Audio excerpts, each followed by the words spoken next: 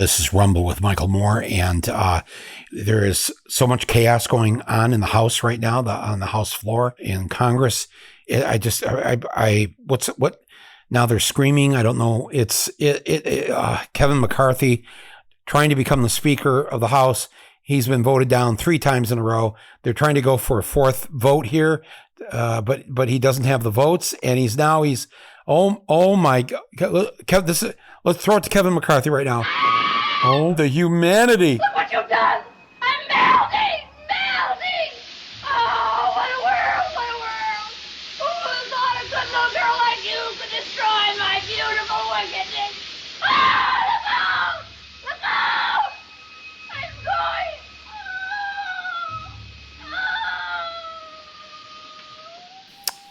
And that is where we're at. Honest to God, folks, I have not seen anything on TV this funny since maybe a couple years ago, that Bo Burnham special on Netflix. That was hilarious. This, send the Emmy for Best Comedy to the Republican Party in the United States Congress, because what took place yesterday, I don't know if you saw it, if you have a chance to go back and look at it, it was unbelievable. First time in 100 years where the party that had won control of the House was not able to elect its own speaker. And the Democrats had nothing to do with it. The Democrats didn't get in the way. The Democrats just voted for their guy, Hakeem Jeffries, a congressman from New York.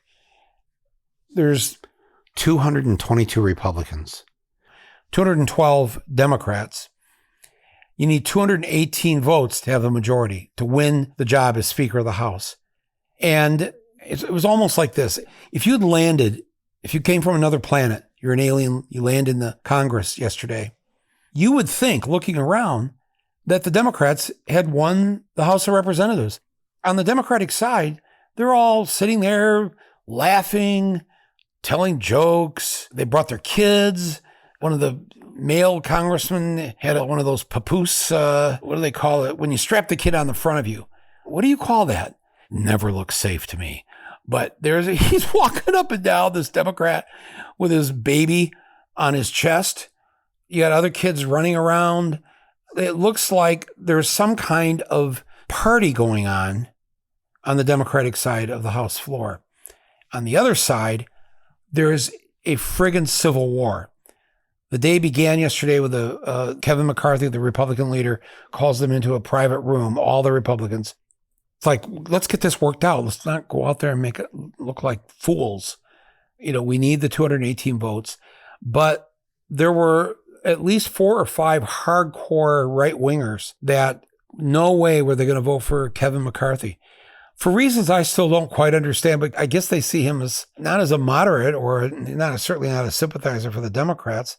He's been backed by Trump to be the Speaker of the House, but they got into some screaming match with each other. They started dropping F-bombs and cursing at each other, and the whole thing came unglued. Then they came out on the floor of the House, and literally, if you were watching this on TV, you were watching the wheels of a clown car coming off one at a time.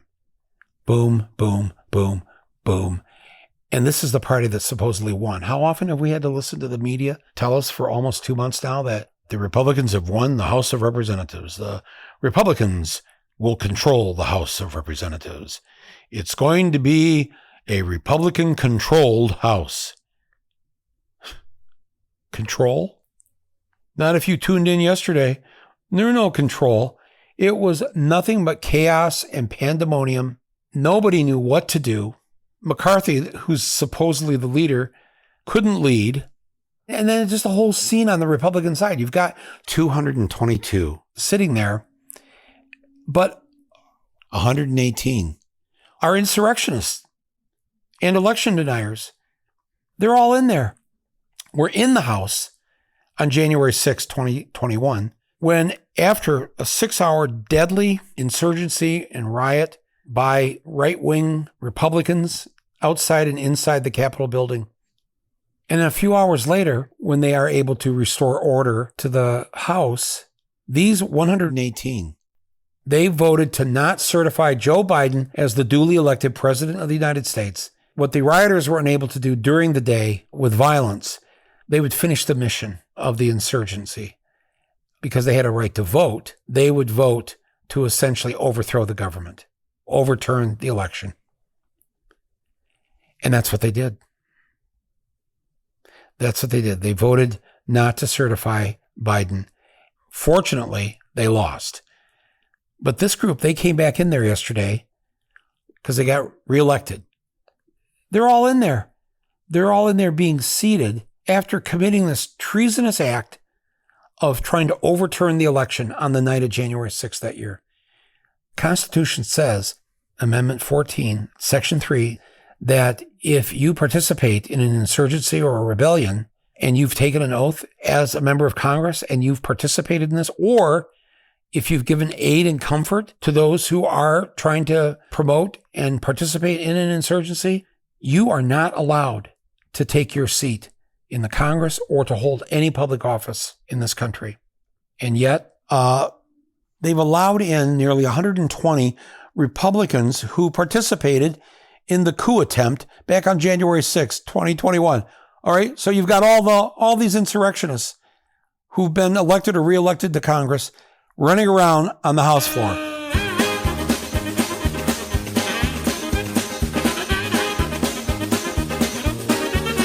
Now, on top of that, you've got at least a half a dozen real right-wing Republicans who hate Kevin McCarthy, their leader, and they don't want to vote for him for Speaker of the House. So they're all running around the House floor, and they're convincing more and more Republicans not to vote for the Republican that's running for Speaker of the House.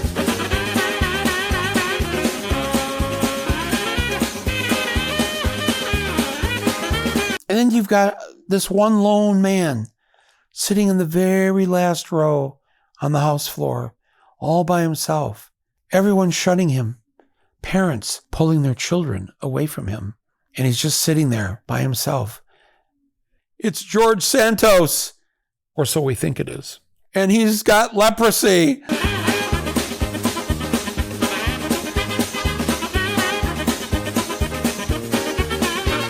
So George Santos is there, and he's tweeting out, I just got sworn into office by the Speaker of the House. No, you weren't. There was no Speaker of that. That's what you were sitting there while they're trying to have ballot after ballot to get McCarthy the Speaker. He was never elected yesterday. So the first thing you send out from the floor of Congress is a lie. Oh, man. It was crazy watching this yesterday. And every time they'd hold a vote for who should be Speaker of the House, who comes in first? The Democratic leader, Hakeem Jeffries of New York. He wins every vote for Speaker of the House, even though the Republicans have more representatives.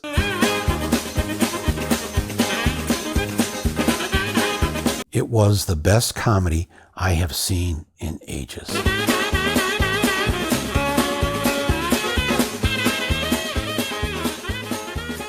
Now, Jeffries didn't show up expected to be Speaker of the House. And yet here he wins the first round. Again, if you were that alien from Mars or wherever, you'd think, again, the Democrats had won the House of Representatives. They're all relaxed. They're still telling jokes.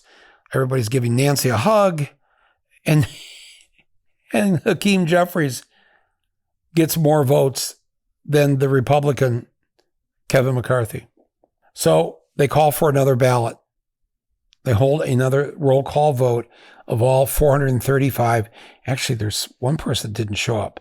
But as I told you, after the November election, they start dropping like flies. In the last Congress, 16 elected members of Congress never made it to the end of the 2-year term, either because they passed away or they were brought up on charges, scandals, indictments. They got caught doing something, so they quit, or they decided to go run for another office or whatever. But we already have, sadly, one member of Congress passed away since the election. And now we have one that didn't show up yesterday.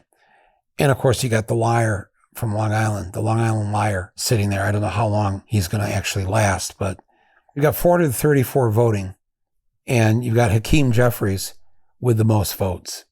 But he doesn't have the 218 either, 218 votes. So they have a second ballot. On the second ballot, the tally was Hakeem Jeffries in first place with 212 votes. Kevin McCarthy in second place with, again, 203 votes. And then Jim Jordan in third place. Biggs dropped out. So Jim Jordan with 19 votes. 19! Wait a minute. This started in the morning with only 4 or 5 Republicans saying that they were going to vote against and try to block McCarthy from winning. Now it's grown from 4 to 19. Wow. So the look on McCarthy's face, so they're going to go to a third vote. All of a sudden now, these henchmen, these other congressmen that are sitting there with McCarthy, there's a shot of the table and McCarthy, he's sitting there alone. I'm like, oh my God, so when people are deserting him. Later, somebody got Trump on the phone and said, you still support him for speaker? Well, I'm just going to see how this all turns out. That's what Trump says, because of course he can never support a loser. So now McCarthy's all alone. They're calling the third roll call. And now Jordan's gone from 19 to 20 votes. McCarthy's got 202 votes, and Hakeem Jeffries, number one, in first place with 212 votes. So on the day that the losing Democrats are supposed to have lost all this power, the day ends, they have to adjourn, and there is no Speaker of the House. There is no Republican control. There's no control at all going on in there. And they decided to wait until today. I'm speaking to you here on, this is Wednesday morning. So they're going to convene again at noon today and do a fourth ballot. This has only happened one time in our entire history of this country where it went to more than 1 or 2 ballots. This is now going to be the fourth ballot. Last time it happened, I think it was 1855, and it went for, they did ballots every day for 2 full months. That is the logjam that has now been created. And, you know, the Democrats have not caused this. They're just over there telling jokes and slapping each other on the back and having a good time. You know, they haven't broken out the wine coolers yet, but, you know, they'll get to it. But the Republican side is still just looks like a crazy mess. They wheeled in a bunch of pizzas last night. There's pizza boxes somewhere laying around, half-eaten pizzas, just total insanity. And I couldn't have been happier. I was laughing so hard. How do we luck out like this? Because, you know, we're not usually this lucky. Whether you're progressive or liberal, or you call yourself a Democrat, you belong to the Democratic Party, you're an independent, but you voted for the Democrats this time, whatever it is. You know, and look, we put up a big blue wall. We stopped the red wave. McCarthy said they were going to win 60 new seats in the House. And what did they end up winning? 8 or 9 more? That's it. So it's a big embarrassing moment for them. And as each vote has progressed, McCarthy keeps losing more votes. Hakeem Jeffries continues to stay in first place as right now, I guess, the unofficial victor of Speaker of the House. Oh, man. I know you say to yourself sometimes, maybe there is a God in heaven. Come on, admit it. Because in moments like this, how do you explain it? The stars never line up for the liberal lefty end of things here, right? And yet, here we are. Hakeem Jeffries holding court over on the Democratic side of things here.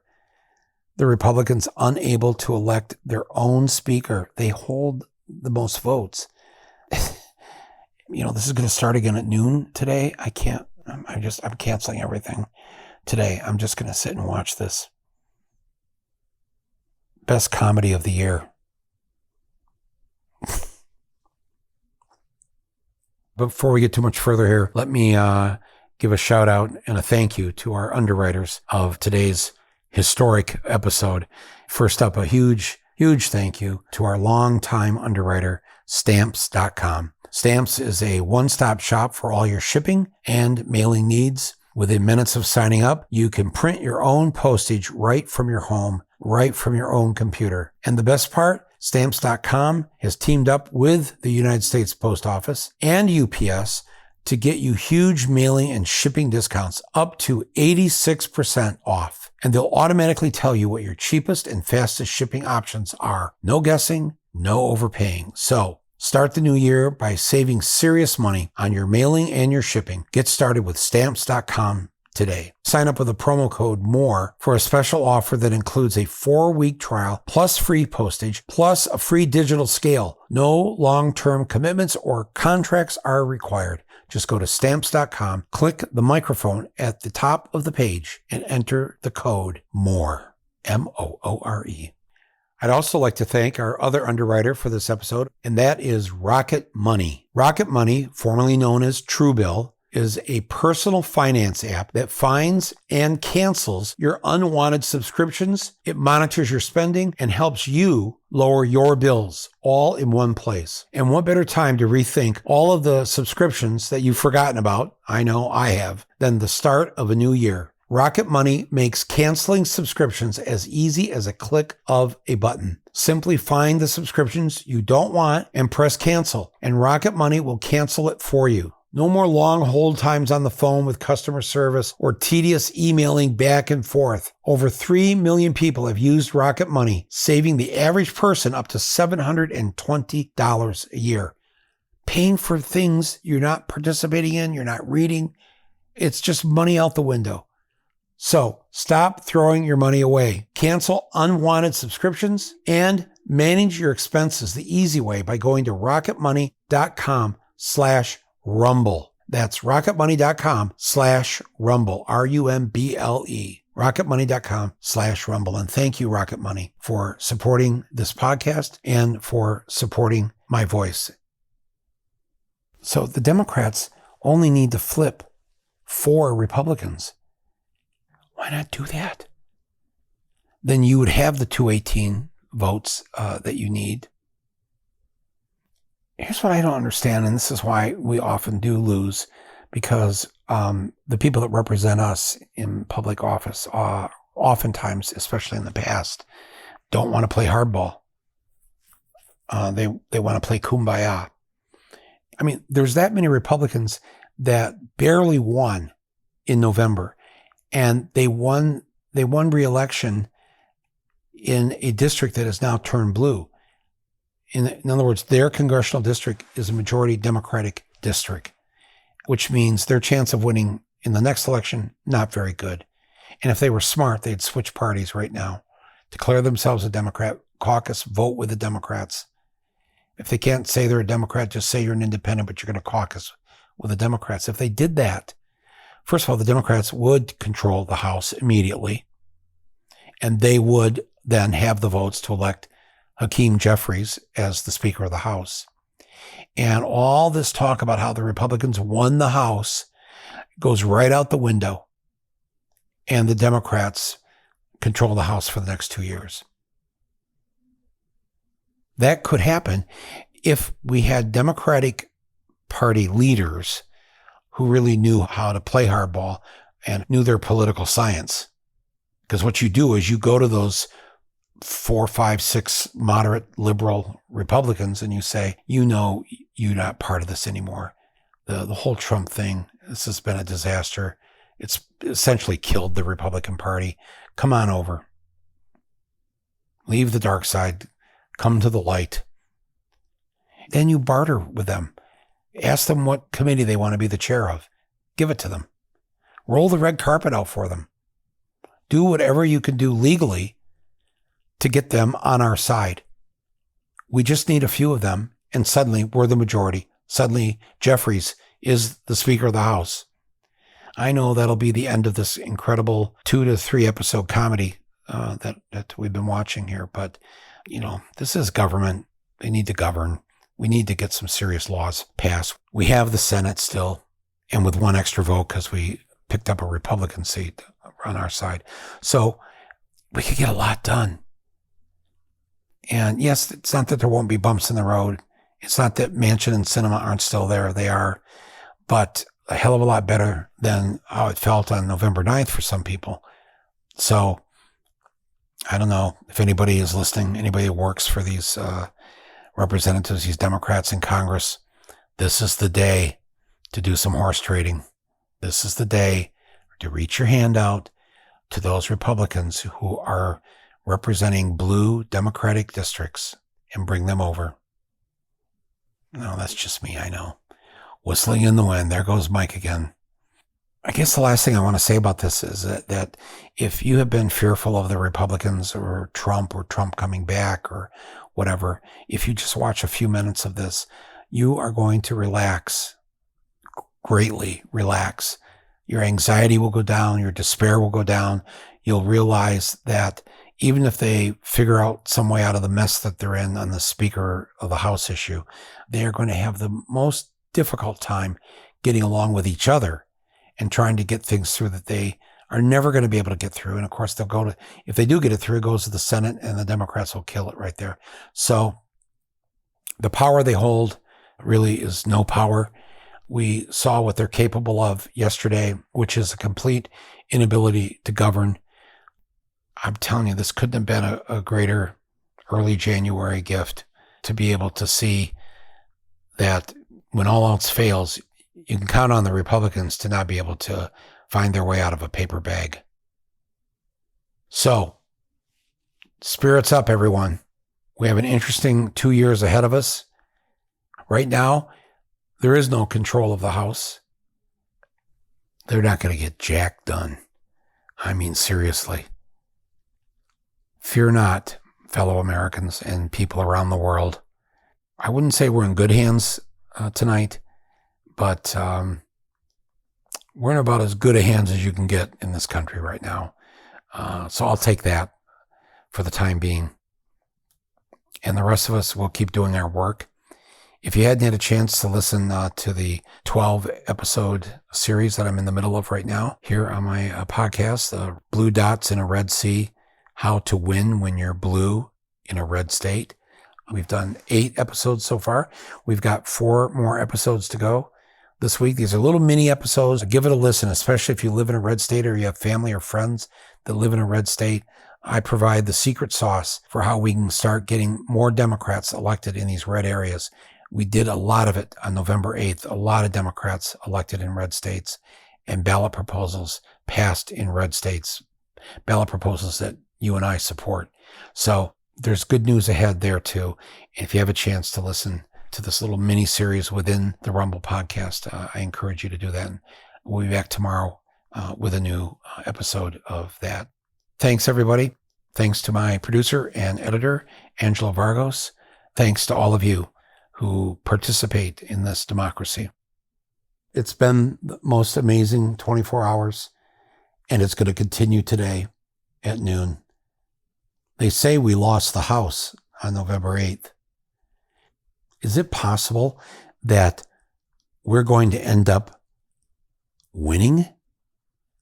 But in order to do that, we had to lose. The losers became the winners, the champions of the world.